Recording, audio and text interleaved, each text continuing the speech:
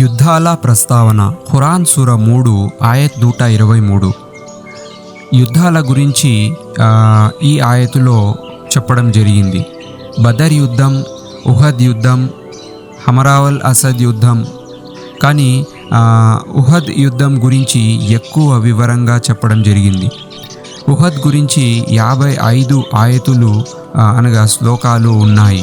ఇస్లాం యొక్క మొదటి యుద్ధం మరియు సత్య అసత్యాలను వేరు చేసి చూసిన యుద్ధం బదర్ యుద్ధం. దీనిలో విగ్రహారాధనలకు అపజయం కలిగింది.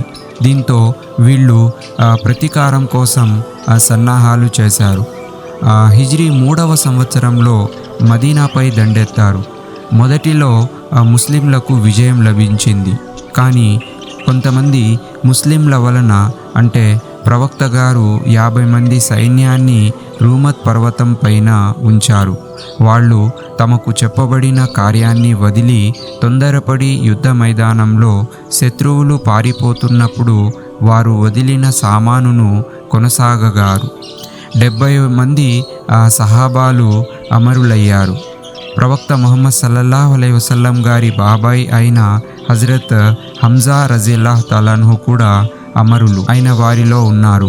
ఈ యుద్ధంలో ముస్లింలకు ఓటమి ఎదురైంది. మరిన్ని వీడియోస్ కోసం వీడియోని లైక్ చేసి ఛానల్ని సబ్స్క్రైబ్ చేసుకోండి.